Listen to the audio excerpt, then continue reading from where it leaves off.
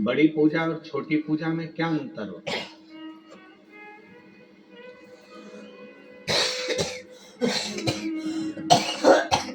कोई बताए भला कि बड़ी पूजा ऐसी होती है और छोटी पूजा ऐसी होती है?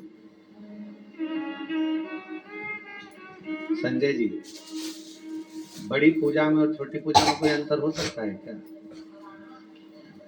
भाव बड़ा हो सकता है, भाव में अंतर हो सकता है, पर देवता में पूजन में कोई अंतर नहीं, पूजा में कोई अंतर नहीं। आप जिस समय हृदय से भगवान को जो दे रहे हो और प्रेम से उसको जो रिझा रहे हो, वो सर्वस्व। आप सबको मालूम होगा कि जिस समय पर शिवजी ने विष पिया था, विष की जलन इतनी तेज थी, मां जगत जननी जगदम्बा अम्बा नील सरस्वती के रूप में अंदर जाकर बैठ गई थी और माता का शरीर भी नीला पड़ गया था। आज भी जो बच्चे जिद्दी हो जाते हैं, बहुत ज्यादा जिद करते हैं, तो नील सरस्वती का नाम लेकर शिवजी पे जल चढ़ाया जाता है और वो नील सरस्वती का जल नाम लेकर बच्चे को पिलाया जाता है, जिससे उसका जिदपन कम हो जाता है। मां अम्बा जगदम्बा को मालूम पड़ा कि मेरे प्रभु ने तो विष पी लिया है, और वो विष भी कोई साधारण नहीं है, हलाहल विष है। हलाहल विष का मतलब मालूम है आप लोगों को? दो तरह का विष होता है, एक साधारण विष जिसको कोई भी पी सकता है और उसको बचाया भी जा सकता है, और दूसरे नंबर का विष होता है हलाहल विष। हलाहल विष किसको कहा गया? कहते हैं पूरी सृष्टि के जितने जहरीले जीव जंतु हैं, उन सारे जहरीले जीव जंतुओं का विष निकलवा लो, उस विष को अग्नि में पका लो, अग्नि में पकाकर उसका अर्क निकलवा लो, उस अर्क को भी और पका लो, पकाकर उसका और अर्क निकालो। ऐसे कौटी कौटी अर्क जब इकट्ठे हो जाएं तो वो विष जो बनता है वो हलाहल विष कहलाता है। मंथन में जो विष निकला वो साधारण नहीं था।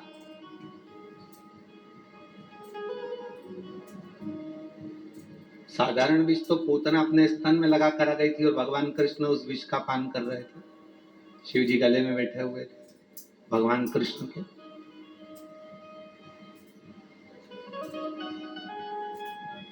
साधारण विष तो राणा ने मीराबाई के सामने पहुंचा दिया था। साधारण विष तो नरसिंह मेहता जी के सामने उनकी भाभी ने भेज दिया था।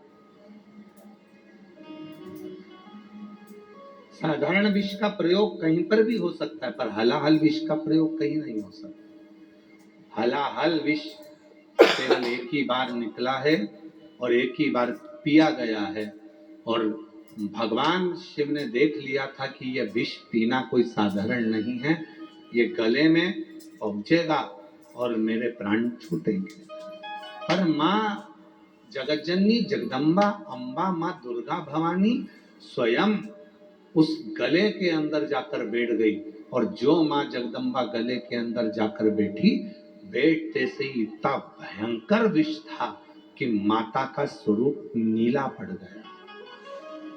गले में बैठी इसलिए सरस्वती कहलाई।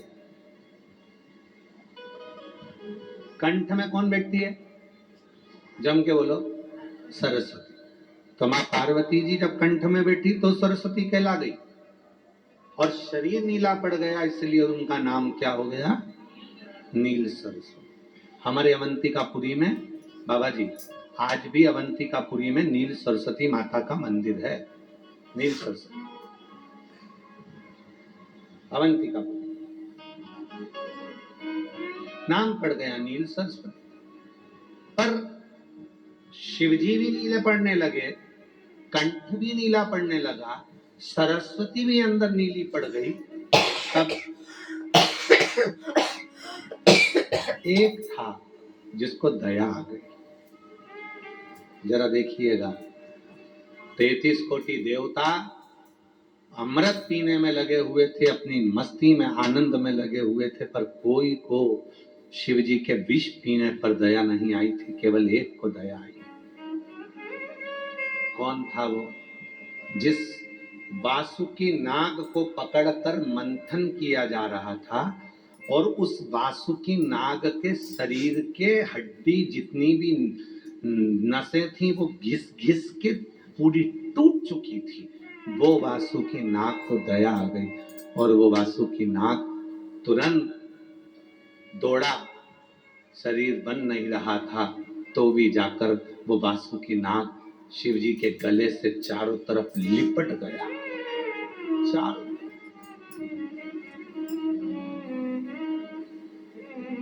कंठ से शिव के।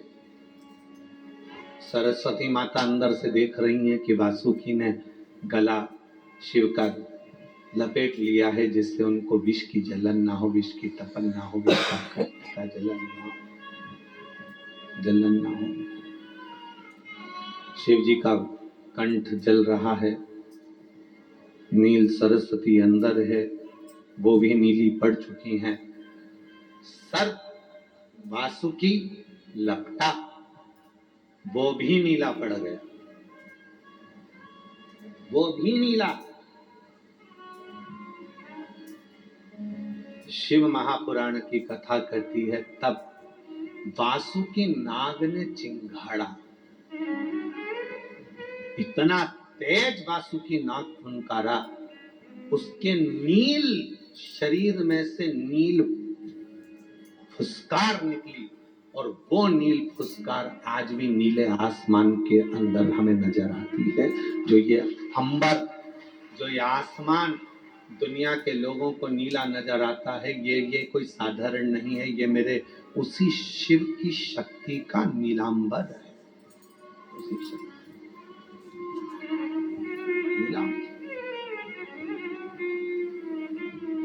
लोग कहते हैं नीला नीला अंबर कितना सुंदर। उस नीले अंबर के अंदर का दर्द कौन जानेगा। जब वासुकी नाग ने अपने फण पूरा के पूरा नीला हो चुका था, वासुकी नाग भी नीला हो गया था, तब वो वासुकी नाग ने अपनी फुनकार दी और फुनकार इतनी तेज थी कि अंबर भी नीला पड़ गया था। आपके बच्चे यदि आपसे पूछें कि माँ ये अंबर नीला क्यों है, तो आप बताना कि यह कोई साधारण नहीं है, शिव की शक्ति का प्रतीक है। बोल बम का नारा है, ये कोई साधारण नहीं। बाबा जी आज के समय में बच्चों को ये भी ज्ञात नहीं है कि अंबर नीला क्यों है, काय के लिए नीलापन अंबर में आ गया। और हमें तो ऐसा लगता है कि आप लोगों को भी स्मरण में नहीं होगा कि अंबर नीला काय से पड़ गया, नीला क्यों हो गया, अंबर का नीलापन क्यों है, किस लिए है। और ये जल, थल, अग्नि, आकाश, वायु, पताल जो सब कुछ है, ये सब शिव का ही तो दिया। वो वासुकी नाग जो गले में लपटा हुआ था वो नीला पड़ गया था, उसकी फुनकार से अंबर नीला हो गया। वासुकी अब शिव जी को अब जहर का असर नहीं था। सरस्वती मैया भी बाहर निकल चुकी थी, मां अम्बा बाहर आ चुकी थी। और जब वासुकी नाग एक कोटर में जाकर पड़ा हुआ था, तब मां अम्बा रोज भोजन बनाकर तैयार करती थी और वो वासुकी नाग को ले जाकर देती थी। शरीर में हुआ क्या? नहीं। यही पूछना पड़ेगा अगर खाने में फाइबर कम होगा। आशीर्वाद आटा with multigrains full of fibre. ये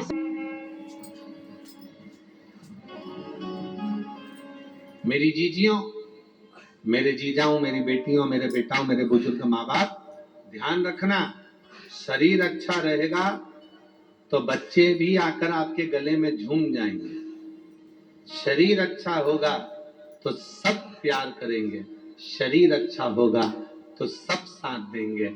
और शरीर अगर गड़बड़ हो गया तो कोई नहीं मिलेगा जो तुमको काशी का दर्शन भी करा दे। बाबा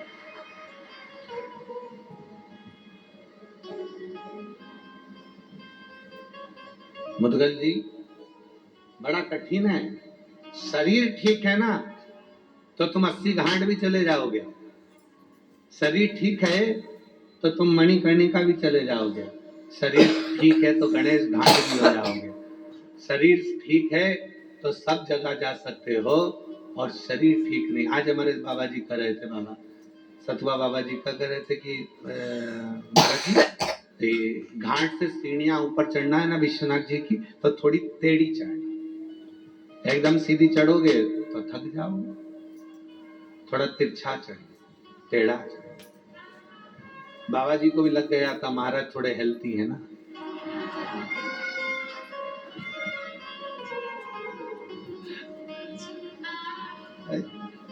अब बाबा जी तो अपनी बॉडी एकदम फिट रखते हैं, क्योंकि कई बार कोई आता है तो फिर वापस नीचे आना पड़ता है, फिर दर्शन करने जाना पड़ता है। इनका तो सतुआ बाबा जी का तो जो आश्रम है वो भी थोड़ा ऊंचा है, सीढ़ियों पे चढ़कर, तो बार बार जाना फिर आना, फिर जाना फिर आना, तो ये बॉडी मेंटेन रहती है। अब यहाँ तो क्या है, वहां से आए, यहाँ आए, कथा बाची, फिर अपने कमरे में चले गए। हम तो किसी से मिलते भी नहीं है।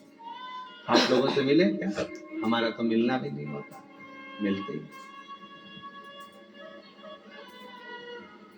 और केवल एक जगह से मतलब नहीं, हम कहीं मिलते नहीं, हमारा आदत नहीं है। कोई नहीं कह सकता कि महाराज जी हमसे मिल लेते ना।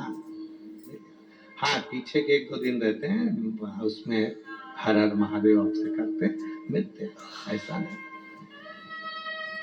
तो बाबा जी को भी लग गया कि बाबा महाराज जी थोड़े से तगड़े हैं, तो ये एकदम तो सीधे चढ़ेंगे नहीं, तो इनको थोड़ा तिरछा चढ़ाया जाए। तो इधर के घाट से चले, चलते चलते उधर तक पहुंचे, उधर से फिर इधर, फिर तुम्हारे पास फोटो वीडियो होंगे तो बता देना जरा। बता रहे हो? हाँ, कि भाई ऐसे ऐसे चढ़ना है, वो भी बता देना है, तो लोगों को ये ना लगे कि हाँ महाराज जी बोल दिए हैं। अब महाराज जी की तो स्पीड तेज थी, उन्होंने तो हाथ पकड़ रखा था, चलो चलते चलो। अब हमारी स्पीड तो स्पीड ही है, चले।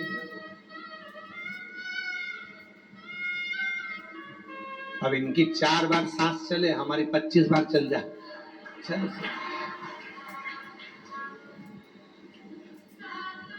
और सांस से तो इनका कोई पाला है नहीं, हमारी सांस से बहुत पाला पड़ता है, इसलिए हमारी सांस भी ज्यादा चलती है। अब इनका कौन सी सांस से पाला पड़ता है? बाबा जी तो आदमी, और उतनी एनर्जी में मंदिर में भी पहुंच गए, मंदिर में जाकर पराठे बनाओ, सब्जी बनाओ, ये प्रेम। बाबा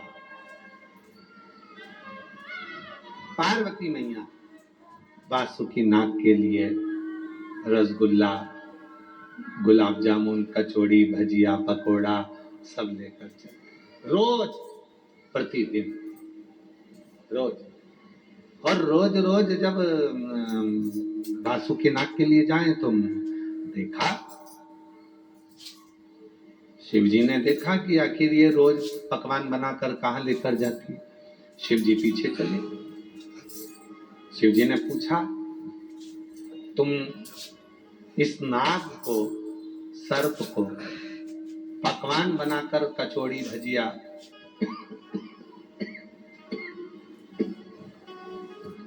कचौड़ी, भजिया, पूड़ी, खीर इस नाग को, सर्प को क्यों खिलाती?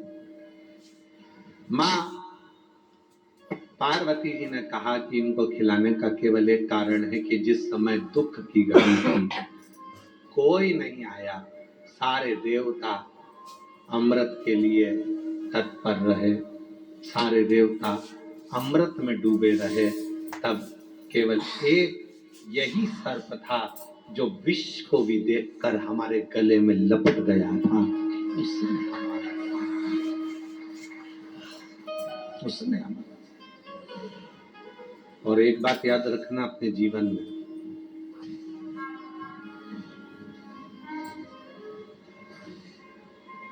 जो दुख में तुम्हारे साथ में खड़ा है, उसको जिंदगी में कभी भूलना मत,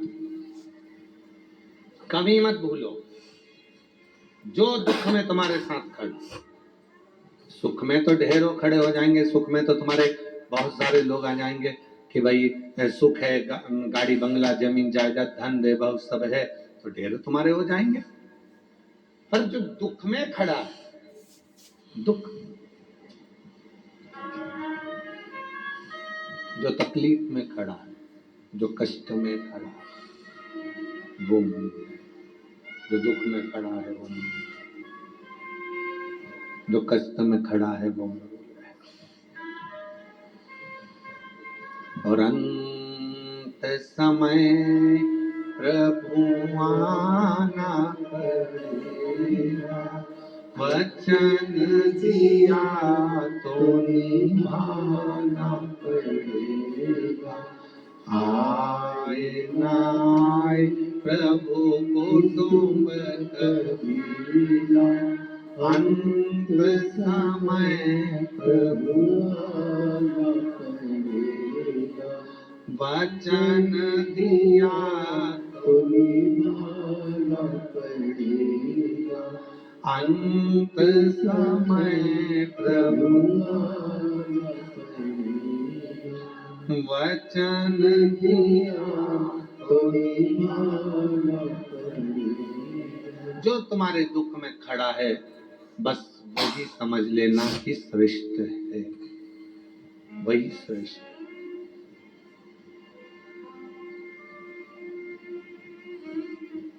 चार जगह पर जो तुम्हारे साथ खड़ा मिल जाए, समझ लेना कि वो तुम्हारे लिए श्रेष्ठ है। पहला,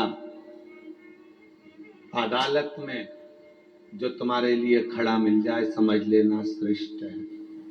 थाने में जो तुम्हारे लिए खड़ा मिल जाए, समझ लेना श्रेष्ठ है।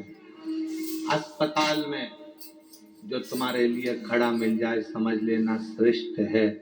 और तुम्हारे दुख की घड़ी में जो तुम्हारे दरवाजे पर खड़ा मिल जाए, समझ लेना वो श्रेष्ठ है। वकील साहब बैठे हैं। वकील साहब, एक बात हम कहें कि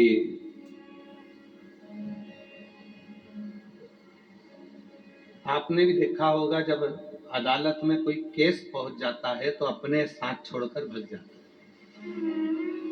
बोलो सही है कि गलत? थाने में कोई केस पहुंच जाता है तो अपने भी छोड़कर भाग जाता है, अपने ही छोड़ बैठे। आपने देखा होगा, आप तो वकील हैं और दिल्ली जैसे कोर्ट में आप वकालत कर रहे हैं, तो जितने अपने होंगे वो सब छोड़। तुम्हारी फेसबुक आईडी पर कितने लोग जुड़े हैं? अगर हम तुमसे पूछें तो कोई कहेगा 4000, कोई कहेगा 5000, कोई कहेगा 8000, इतने लोग जुड़े हुए। तुम्हारे मोबाइल में व्हाट्सएप के कितने ग्रुप हैं? तो कोई कहेगा हमारे पास 10 ग्रुप हैं, कोई कहेगा हमारे पास 25 ग्रुप हैं, कोई कहेगा हमारे पास 24 ग्रुप हैं। पर सत्य बताना, थोड़ा सा बीमार पड़े, हॉस्पिटल में भर्ती हुए, जो 4000 तुम्हारे फेसबुक पर तुम्हारे दोस्त बने हुए हैं, उस 4000 में से कितने हॉस्पिटल में आके खड़े हैं? जितने ग्रुप बनाए रखे हैं तुमने व्हाट्सएप पर, उन ग्रुप में से कितने लोग तुम्हारे हॉस्पिटल में आकर खड़े हुए? कोई नहीं। हॉस्पिटल में कौन खड़ा है? तुम्हारी धर्म पत्नी। हॉस्पिटल में कौन खड़ा है? तुम्हारा पति। हॉस्पिटल में कौन खड़ा है? तुम्हारे बेटा बेटी। हॉस्पिटल में कौन खड़ा है? तुम्हारा भाई, तुम्हारी बहन। बाकी के जितने तुमने व्हाट्सएप पे जोड़े हैं, वो कोई हॉस्पिटल में खड़ा नहीं मिलेगा। हाँ, आखिरी में जब तुम निपट जाओगे तो वो व्हाट्सएप पे डालेंगे जरूर ओम शांति।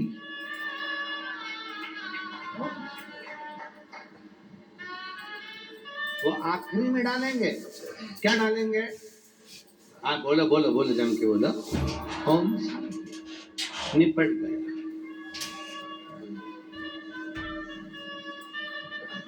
वो आखिरी में डाल देंगे कि ये जा चुका है, ये शांत हो चुका है, ये पूर्ण हो चुका है। तो कोई नहीं आने वाला, कोई नहीं। फेसबुक पर दोस्त बनाओ, इंस्टाग्राम पर दोस्त बनाओ, व्हाट्सएप पर दोस्त बनाओ,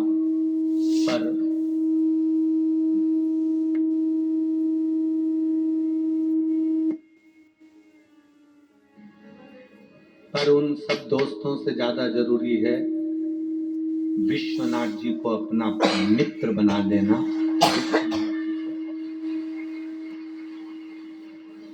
विश्वनाथ जी को अपना बना। और मैंने सारे सहारे छोड़ दिए, बस तेरा सहारा काफी है। मैंने सारे सहारे छोड़ दिए, बस तेरा सहारा काफी है। मैंने सारे सवारे छोड़ दिए, बस तेरा दवारा काफी है। मैंने सारे दरवाजे छोड़ दिए, बस तेरा दवारा।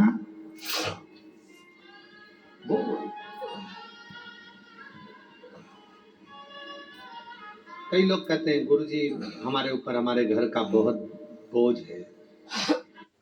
बच्चों को ये तो पता है कि जब तक पापा है तब तक सब सही है, पर उन्हें ये नहीं पता कि अगर पापा नहीं रहे तो क्या होगा, क्योंकि आपने तो टर्म इंश्योरेंस लिया ही नहीं। थोड़ा तो समझदारी से काम लीजिए, पॉलिसी बाजार से टर्म इंश्योरेंस ले लीजिए। परिवार सबसे पहले।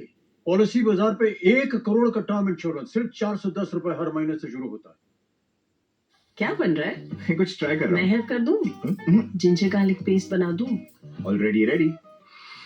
घर का बनाया ginger garlic paste always best. बनाया नहीं, मंगवाया। बेस्ट क्वालिटी जिंजर और गार्लिक से बना एवरेस्ट का जिंजर गार्लिक पेस्ट, बिल्कुल घर जैसा टेस्ट में बेस्ट एवरेस्ट। मैं घर का अकेला व्यक्ति हूँ, बहुत वजन है मेरे ऊपर, बहुत बोझ। मेरी माँ, मेरे पिता, मेरे भाई बहन का पूरा वजन मेरे ऊपर ही है। हम उनको कहते हैं तुम किस्मत वाले हो, किस्मत वाले हो। आज हमने देखा जब बाबा जी नाव लगवाए तो चतुर्वेदी जी अपन लोग नाव से जब जा रहे थे तो नाव वाले ने क्या कहा था कि इधर वजन ज्यादा है, इधर साइड हो जाओ। हुए वजन इधर का इधर हो गए। फिर हमने देखा कि एक नाव खाली हुई थी और जो नाव खाली थी वो कहीं इधर जा रही थी, कहीं उधर जा रही थी, कहीं इधर जा रही थी। जिस पे वजन था वो एकदम अपने रास्ते पर जा रही थी। अब कई लोग कहते हैं गुरुजी भगवान ना जाने सारा वजन मुझ पे डाल दिया, माता पिता का, भाई बहन का सारा वजन मेरे ऊपर है। हम कहते हैं तुम किस्मत वाले हो, जिसके मस्तक पर वजन होता है, बोझ होता है, वो कभी अपनी दिशा से भटकता नहीं है, वो अपनी दिशा पर चलता है। वो अपनी दिशा पर चल रहा है, वो दिशा से भटकता है। बेटी कहती है मेरे मायके का मेरे पास बोझ है। मैं कहता हूँ बेटी तुम साधुवाद के पात्र। बहुएं कहती हैं मेरे पास मेरे सास ससुर का बोझा है। हम कहते तुम किस्मत वाली हो जो तुम्हारे ऊपर बोझा, तुम दिशा से भटकोगी नहीं, तुम कभी भटकने वाले में से।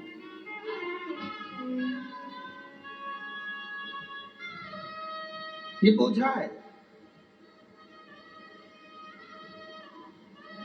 उत्तर प्रदेश शासन के माननीय यशस्वी मुख्यमंत्री जी योगी जी एक बार एक इंटरव्यू में बैठे हुए थे बाबा जी। तो इंटरव्यू में कहा गया था कि आपके ऊपर पूरी उत्तर प्रदेश का भार है, आपके ऊपर पूरी उत्तर प्रदेश का भार है, पूरी उत्तर प्रदेश। और ये पूरी उत्तर प्रदेश का भार आपके ऊपर है बाबा जी। तो उत्तर प्रदेश शासन के यशस्वी मुख्यमंत्री जी योगी जी ने कहा था कि ये भार है मैं नहीं मानता। भार उसको माना जाता है जो बोझ लग रहा। ये उत्तर प्रदेश के रहने वाले जितने भी मेरे उत्तर प्रदेश वासी हैं, ये मेरे लिए बोझ नहीं है, ये मेरे लिए मेरे दिल का निवास करने वाले मेरे अपने। बोझ नहीं, इनको बोझ नहीं कहेंगे। भार आता है तो लक्ष्य निश्चित हो जाता है। बात इसीलिए शायद भगवान देव महादेव भगवान शंकर अपने लक्ष्य से कभी हटे नहीं है। भगवान शिव अपने लक्ष्य से कभी हटे नहीं। क्यों? क्योंकि सारे देवता देव कहलाते हैं और मेरा देव अधिदेव महादेव कहलाता है। वो महादेव बोझ भजन, सारे देवताओं का भजन, सारे देवताओं का भजन, सारे देवताओं का भजन मेरे महादेव पर है। राम जी महाराज ने जितने यज्ञ करे हैं, भगवान कृष्ण ने जितने यज्ञ करे हैं, देवताओं ने जितने यज्ञ करे हैं, उन सभी यज्ञों का पुण्य फल मेरे शिव ही देते हैं। शिव ये हल्का नहीं है। एक कथा शिव महापुराण में श्रवण करने को आती है महिषासुर के बेटे की।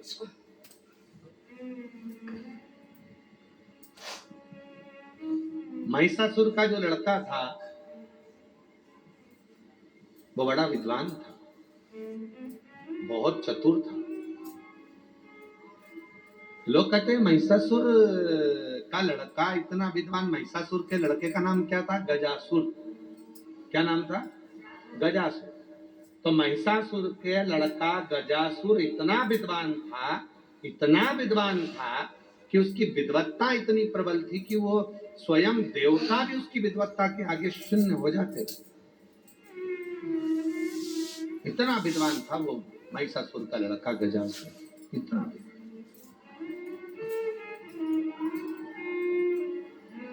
शंभु शरणे पड़ी मां को घड़ी दुख काटे दया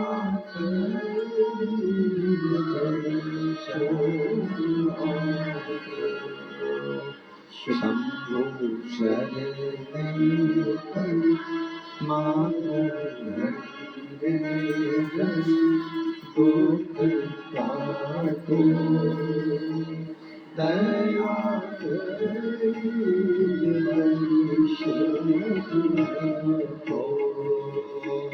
शंभु शरणे पड़ी मां को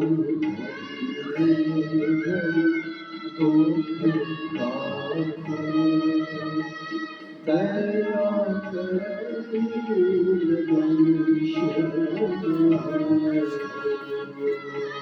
शंभु शरणे मां को दुख काटो दया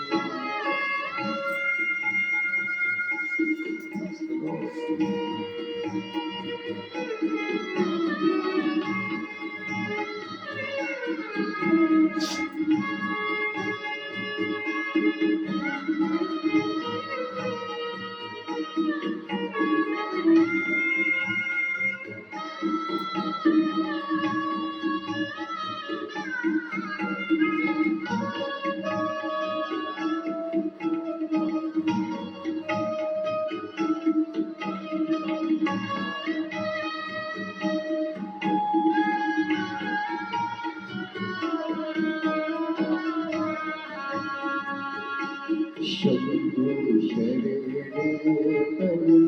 माधु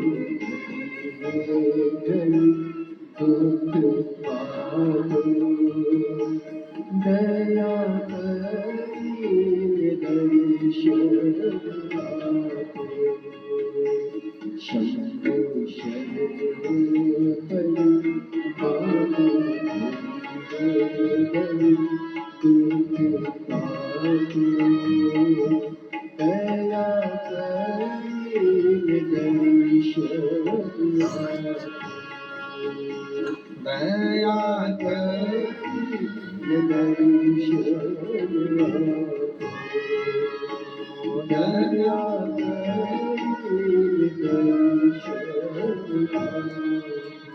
शिव कथा कर रही है, भगवान शंकर का पवित्र चरित्र कह रहा, शिव महापुराण कह रही, शिव तत्व कह रहा है।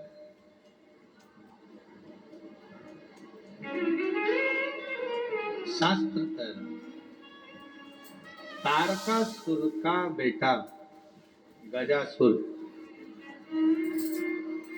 तारकासुर का बेटा गजासुर। अब असुर की कथा आती है तो थोड़ी बहुत तो अड़चन आती है।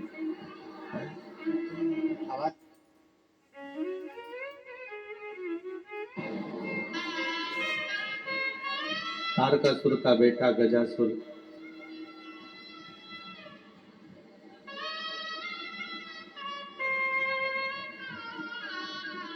बड़ा विद्वान, उसकी विद्वत्ता बड़ी प्रबल और बहुत विद्वान, बहुत।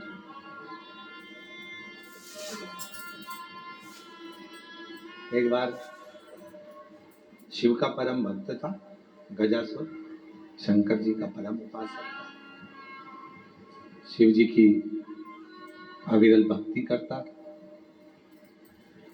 एक बार इंद्रदेव ने गजासुर की परीक्षा ले ली।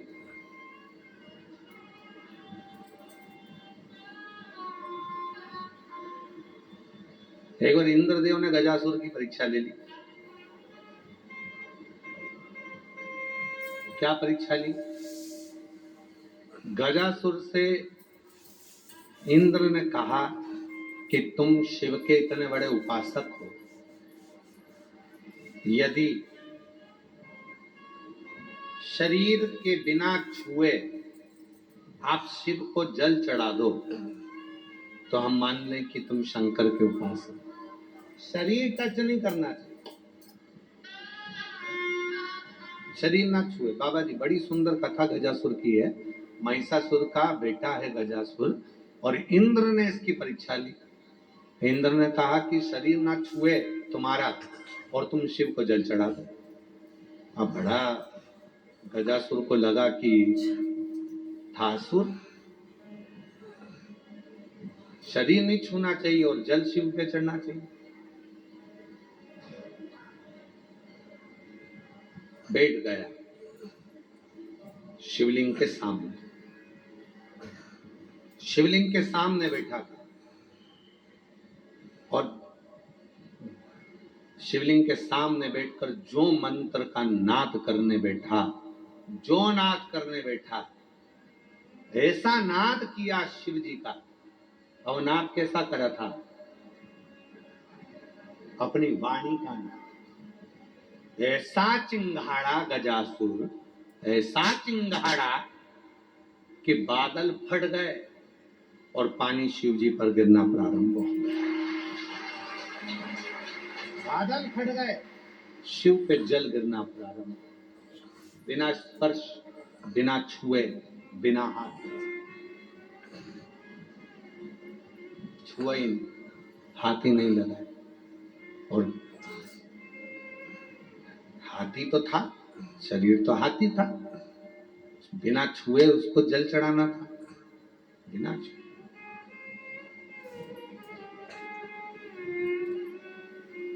चिंगाड़ 6 सूत्र हैं शिव जी को रिझाने के। उन 6 सूत्र में एक सूत्र ये भी है, शिव जी के सामने जाकर अटपटी भाषा में शिव जी को रिझाना। बाबा जी दर्शन करने